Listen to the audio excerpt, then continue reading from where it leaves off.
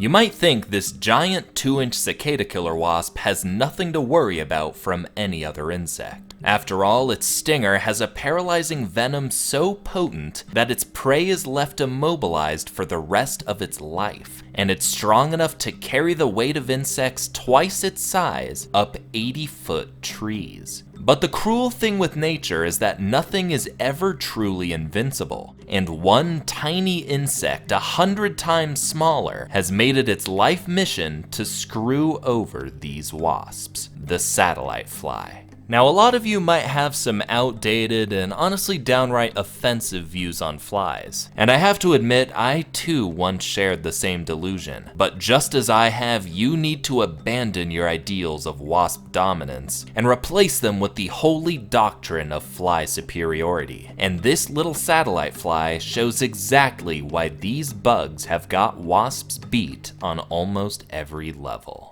This cicada killer is guarding its burrow. Within lies a paralyzed cicada and its egg, which will hatch and eat the doomed bug while it's still alive. But this tomb is far from complete. More cicadas and eggs need to be added, so the burrow entrance is left open and vulnerable. And this wasp will risk its life defending it. Getting at a pre-packaged paralyzed meal is something a lot of insect predators would love to get their jaws on, but very few are able to get past this devoted parent. The first to try is this velvet ant, an insect with a sting just as powerful as the cicada killers, and armed with some of the strongest armor in the insect world, that not even this wasp can puncture. The velvet ant is hoping to lay its own egg within the burrow, so it can eat both the larval wasp and the cicada. But security is not about to let that happen, and the cicada killer uses its size and command of the sky to chase it off. The velvet ant goes home a loser, but as a consolation prize it is getting its own video pretty soon. However, since they're not an ant at all and just a kind of flightless wasp, it's relegated to a side character in this fly propaganda video. Speaking of, here comes our protagonist. The venom and the armor of the velvet ant wasn't a match for the cicada killer, so how is our tiny hero going to overcome such a powerful foe? Well, the satellite fly has a few abilities that even this giant wasp can't contend with.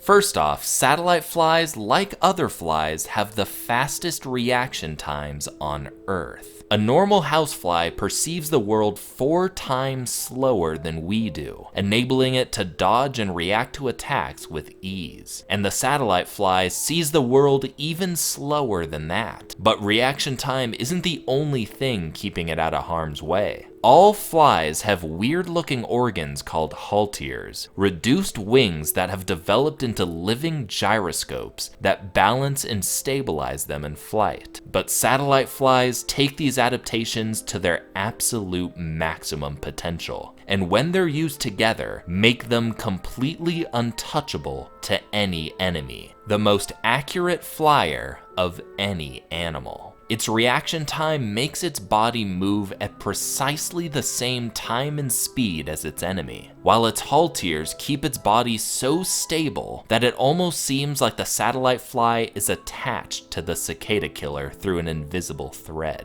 No matter what the wasp does, trying to chase away or escape the satellite fly is completely useless. Like the velvet ant, this little fly is looking to lay its eggs in a cicada the wasp catches, so its larvae can have all the food to themselves and starve out the wasps. All it has to do is wait for this cicada killer to go off and catch a cicada. Then it'll dive bomb the paralyzed insect and drop its larvae onto the prey in mid-air like living missiles. But the satellite fly has made a serious miscalculation. It assumed the wasp's gender.